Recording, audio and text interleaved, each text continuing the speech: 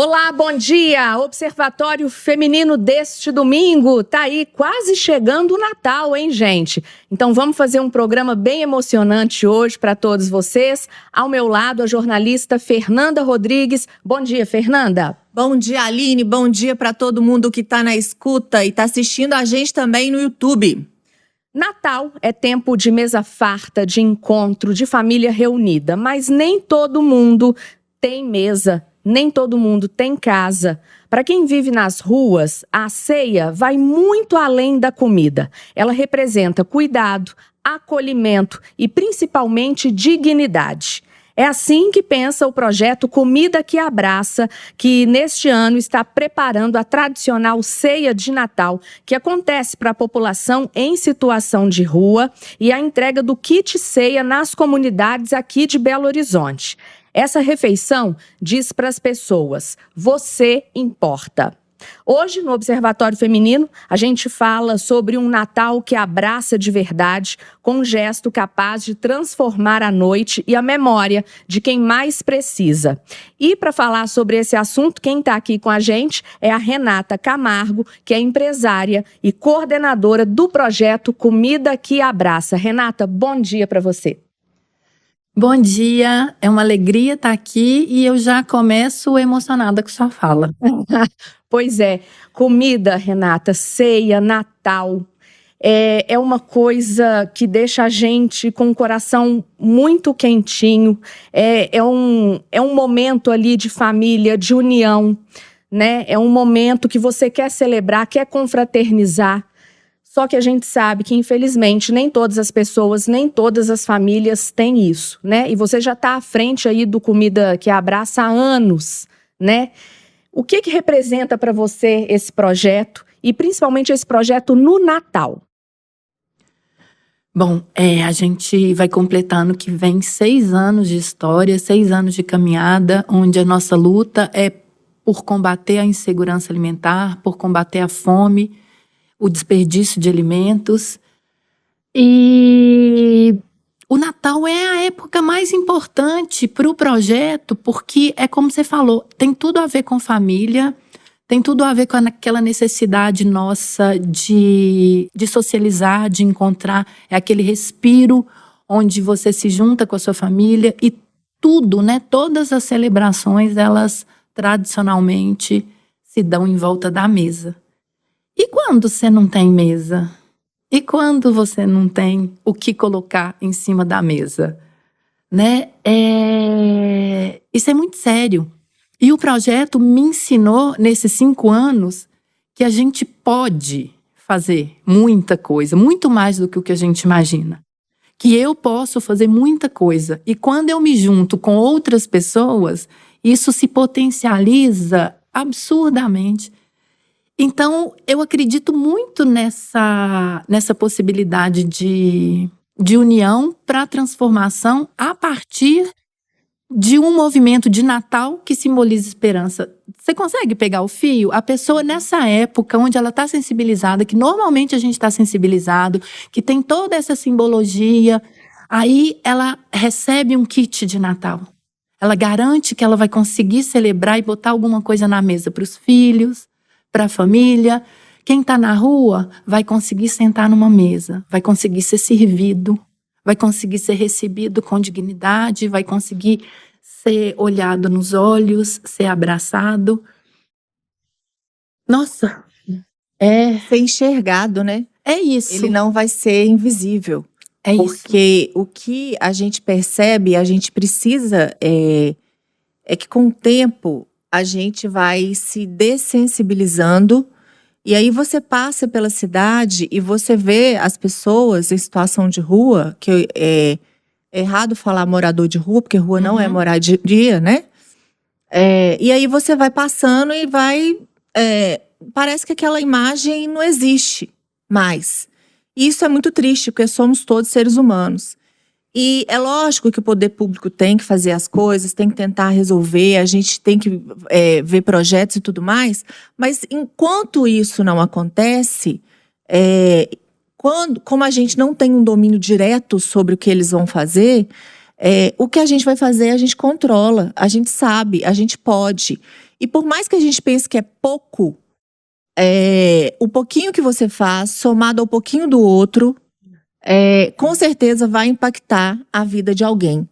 Ou seja a pessoa que está em situação de rua, seja a pessoa que mora em uma comunidade mais carente, que não tem acesso a esse tipo de coisa. E é o Natal, gente, para além da comida, que é sempre importante, não só no Natal, a questão da alimentação é um drama que as pessoas vivem mesmo, e que é absurdo a gente pensar que falta comida na mesa de um outro ser humano. Mas, para além disso, para a gente é uma data cristã, para a gente é também um momento de estar com as pessoas que a gente ama, de confraternizar. E, para a maioria de nós, você chega numa idade que você vai perdendo algumas pessoas que fizeram parte e eram pessoas muito importantes da sua vida e que hoje você não tem. E às vezes o Natal, ele precisa ser ressignificado. Você precisa aprender a celebrar essa data como o nascimento de Jesus Cristo, como um aniversário mesmo, como uma coisa muito importante, que é para os cristãos né, Jesus Cristo. Então, eu acho que esse, como a Renata disse, é o momento mais sensível de se tocar, de tocar o outro. E quando você oferece não só a comida, mas o abraço, o olhar, o enxergar, isso já faz diferença naquele dia. Aquela pessoa já foi mais feliz naquele dia porque ela se sentiu vista, ela se sentiu humana. E esse projeto a gente já trouxe aqui no Observatório uma outra vez. A gente acompanha o trabalho deles e a gente sabe que é sério e que é muito importante e que tem impactado a vida de muitas pessoas, né, Aline? Tem mesmo, Fernanda. Eu já acompanho a Renata e o projeto há muito tempo, né? Já encontrei com ela aqui diversas vezes na rádio. E o Natal é uma data, gente, não desmerecendo as outras, claro, né? Porque a fome não tem dia, não tem hora. Quem tá com fome agora, né? E o Natal, ele simboliza muito, porque é isso que as meninas estão falando aqui, né? Esse tempo de união. Renata, como é que tá esse ano? Como é que vocês estão pensando em fazer a ceia? O que as pessoas podem fazer para ajudar o Comida que Abraça? Bom, esse ano a gente vai repetir o formato que a gente tem feito todos os anos e que sempre é um sucesso, graças a Deus, que a gente consegue chegar nas pessoas da forma que a gente quer, com comida e com afeto. Né? Com uma mão você leva a comida, garante que ela vai estar ali com a barriguinha satisfeita, não vai estar preocupada com isso. Com outro, você olha no olho dela e fala, você é capaz, você pode, isso é só uma fase e vai passar. Então a gente está preparando 300 kits de ceia de Natal, compostos por uma ave natalina, panetone, arroz, os ingredientes para uma ceia completa, que vai ser uma salada, um salpicão, um arroz, uma farofa e esse chester e uma sobremesa, uma mousse de limão. Então as pessoas dessa comunidade vão receber um kit para preparar no Natal, além de um cartãozinho muito, muito lindo, escrito à mão, com intenções dos nossos voluntários para essas pessoas que vão receber. E também a gente vai fazer a nosso almoço de Natal nas ruas, que vai ser no dia 24 mesmo, onde a gente está com a expectativa de receber aproximadamente 1.000 pessoas para a gente poder celebrar, sentar à mesa juntos. E essas pessoas, quem tem família, convida suas famílias para chegar também, para que todos possamos sentar na mesa, numa mesa farta, cheia de amor. Então, são essas as duas ações especiais que a gente vai fazer nesse Natal. E quem quer contribuir, além do dinheiro, do Pix, né, para vocês comprarem esses alimentos, vocês precisam também de voluntários, né? Opa!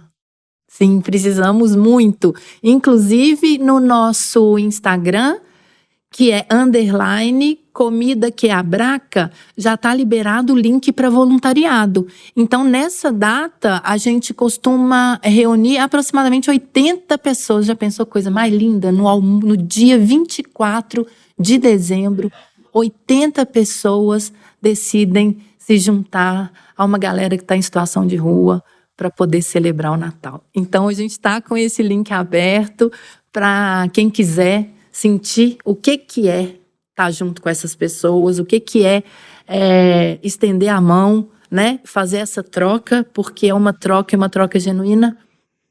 O nosso link está aberto para que vocês se inscrevam e estejam com a gente lá no dia 24. Vai ser lindo, lindo, lindo. E nesse link tem o Pix para as doações. Tem também lá no Instagram do projeto, tem tudo muito explicadinho. A nossa campanha está lá fixada para vocês conhecerem, saberem o que a gente está preparando, tudo muito bem descrito. E lá também tem o nosso Pix do Bem, que é o nosso CNPJ. E assim, não existe pouco, existe caminhar sozinho. E a gente decidiu que não vai caminhar sozinho. E é isso, e aí junta um monte de gente para fazer isso acontecer. Por falar em ação, em fazer acontecer, a Arquidiocese de São Paulo determinou a suspensão das transmissões das missas da paróquia São Miguel Arcanjo, liderada pelo padre Júlio Lancelotti. Ele também confirmou que não vai mais usar redes sociais. A Arquidiocese Paulista afirmou que eventuais questões tratadas entre o arcebispo e padre dizem respeito ao âmbito interno da igreja. Lembrando que o padre Júlio Lancelotti é coordenador da Pastoral do Povo de Rua e conhecido pelo trabalho com as pessoas em situação de extrema vulnerabilidade e pela luta contra a aparofobia. O que é isso? Ódio ou desprezo aos pobres. Há anos, ele é alvo de ataques de grupos conservadores. E aí, eu estava vendo essa notícia e lembrando de outras pessoas que estavam preocupadas com essas pessoas, né? Com os mais pobres, os mais necessitados, que todo mundo gosta de falar, de encher a boca para falar, nossa, coitado, nossa, né? Mas na hora de agir é mais difícil, né? E fica jogando pedra em quem age. E aí eu fico pensando em muitas figuras, eu estava lembrando Irmã Dulce, outras pessoas que depois que morrem, né, Madre Teresa de Calcutá, essas pessoas que a gente hoje admira e conta a história e que também passaram por muitos desafios para poder fazer a obra, né, fazer o bem. E eu fico pensando, será que um dia, né, lá quando, tomara que ele ainda fique muito tempo entre nós, quando o Padre Júlio não estiver mais aqui, a gente vai ter as pessoas que hoje estão limitando a ação dele, estão condenando a ação dele, cerceando o trabalho dele, enchendo a boca para falar, ele foi um homem de bem, que se preocupava com os mais pobres. Porque quando está ali no presente, que a gente está vivendo e que as pessoas podem apoiar ou fazer alguma coisa, é crítica atrás de crítica. E a pressão, a gente que acompanha o padre Júlio Lancelotti, a gente sabe que a pressão não é de hoje, né? Já aconteceram coisas terríveis com ele. Então, eu fico pensando nisso. Por que agora não existe o apoio? E o dia que a pessoa não estiver mais aqui, ela vai ser homenageada, talvez canonizada, e que agora ninguém pode apoiar. E tem outra coisa também, Renata e Fernanda. Por que esse desprezo aos pobres, né? Principalmente nessa época de final de ano. Por que incomoda tanto o padre Júlio Lancelotti, né, fazer o que ele faz, que é ali cortar o cabelo, oferecer um banho, dar alimento? Por que isso atrapalha tanto, incomoda tanto? Assim, eu não consigo entender. Porque essas pessoas, gente, elas não estão na rua porque elas querem. Né? Não tem uma pessoa que fala, não, eu tô aqui porque eu gosto da rua, eu quero ficar aqui, eu quero passar necessidade. É muito difícil, né, Renata, você ouvir alguém falando isso. Não tem. Não tem. O que tem é gente que não dá conta de se movimentar para mudar a situação, inclusive porque o cenário e o contexto não ajudam em quase nada, né? Mas você sabe o que eu acho?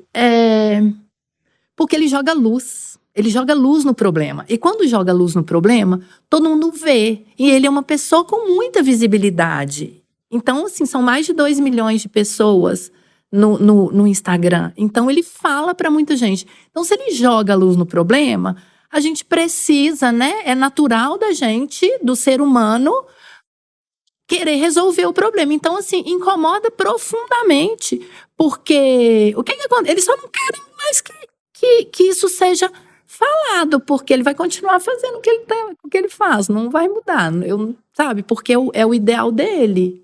Pois é. Gente, a gente vai mudar de assunto também um pouquinho, porque o Ministério das Mulheres publicou a cartilha de orientação para emendas parlamentares com base no projeto de lei orçamentária anual de 2026. O objetivo é auxiliar parlamentares na destinação de recursos para políticas públicas voltadas às mulheres, com focos em 3 eixos: igualdade de decisão e poder, enfrentamento à violência e autonomia econômica. Entre as iniciativas apoiadas estão a implantação da Casa da Mulher Brasileira, fortalecimento da Central Ligue 180, promoção da participação feminina em espaços de poder e fomento à economia solidária liderada por mulheres. E por que isso é tão importante? Fernanda, a gente fala aqui sempre, né? Quem está ali todos os dias, né? Muitas vezes, vou até fazer um trocadilho aqui, o homem da casa é uma mulher, né? É quem está à frente ali, é quem sustenta, porque muitas vezes o companheiro abandona, se vai morar com outra família e a mulher fica ali lutando para que o filho tenha uma alimentação digna, uma escola digna. Essas emendas, esse dinheiro que vai ser destinado ano que vem é muito importante, né, Fernanda? Muito importante. E mais importante que tudo é que lei orçamentária, cartilha, isso tudo saia do papel. É muito importante que esteja no papel, né, o primeiro passo, mas que isso saia do papel, que efetivamente a gente tenha representantes em todas as esferas de poder que entendam as necessidades das mulheres. Porque a gente tem hoje, né, a maioria dos políticos hoje em todas as casas são homens, com um eleitorado de maioria de mulheres, e isso para mim é incompatível, e a gente precisa ter representantes que realmente entendam, lutem e defendam as nossas necessidades. E precisamos, sim, contar com todos os homens que ali estão e os que vão chegar lá ainda. Porque essa luta não pode ser só de mulheres. Essa luta precisa ser de homens e mulheres. Então, a gente precisa de política pública, a gente precisa de mais segurança e a gente precisa de pessoas que olhem e lutem por nós. Gente, a gente está quase chegando ao final, mas antes, a Renata trouxe aqui, ela vai explicar agora pra gente, umas gostosuras aqui, né? Feitas no Casa Caminho. O que é Casa Caminho? Olha aqui que legal. A geleia de morango, essa aqui é tomate, berinjela. Onde isso é produzido? Quem quiser comprar, o que é a Casa Caminho? Então, pegando o gancho aí nessa última pauta, a Casa do Caminho é um negócio social criado pelo projeto Comida que Abraça, que tem como foco potencializar e fortalecer mulheres. O nosso objetivo é de trabalhar a gastronomia social de maneira transformadora. Então, a gente forma mulheres no Comida que Abraça e elas passam a participar de um banco de talentos da Casa do Caminho, que é o nosso negócio social. Então, essas mulheres trabalham com a gente trabalha de uma maneira cooperativa, onde todo mundo faz uma geração de renda rápida para poder conseguir levar dinheiro para casa. E então, esse é o objetivo. Então, a gente está criando uma padaria social, onde a gente vende um pão e doa um pão. A cada pão vendido, tem um pão doado. E com o objetivo de fortalecer as mulheres. A gente tem um programa no Comida que Abraça que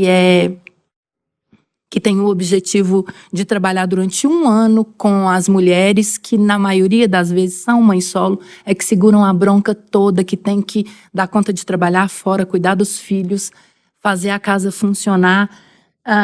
Então, esse é o caminho. A gente traz essas mulheres, forma essas mulheres, passa 1 ano com elas, se interessa pela vida delas, elas passam a participar do nosso banco de talentos, produzem, levam renda para casa.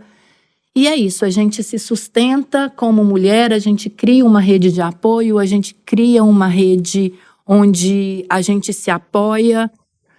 E é basicamente isso, a gente está inaugurando esse negócio social há pouco com o objetivo real de fortalecer mulheres. Gente, então nas nossas redes sociais, vai estar lá tudo direitinho, todos os dados, para você ajudar, né, esse projeto tão bacana da Renata, Comida que Abraça, né, fazer com que essa noite seja feliz para todos os moradores em situação de rua, para quem não tem a chance de ter uma ceia como a sua, né? Eu acho isso muito importante, dar dignidade, né, nem que seja na noite de Natal. Vamos ajudar. Renata, eu queria te agradecer muito. E força nesse projeto, viu? Você é muito especial pra gente, Renata. Oh, meu Deus, obrigada. Eu só tenho a agradecer, os microfones sempre abertos.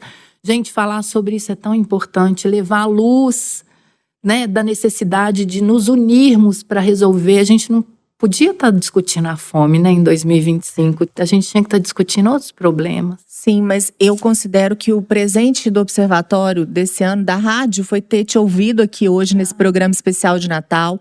Porque, ao contrário do que estão fazendo com o padre Júlio Lancelotti, aqui a gente está colocando no microfone os projetos, a gente está dando voz, porque esse também é o caminho que a Itatiaia percorre nesses 73 anos, é prestação de serviço, é mostrar o que está acontecendo na cidade e é dar voz às pessoas que fazem, que agem para melhorar a qualidade de vida do outro, que enxerga o outro, que é humano. Então, assim, muito obrigada. E a gente quer seguir nesse próximo ano aí também com essa mesma missão, que é defender direitos iguais para as mulheres, combate à violência doméstica e que a gente sempre tenha um olhar para o outro e que a gente sempre faça a nossa parte.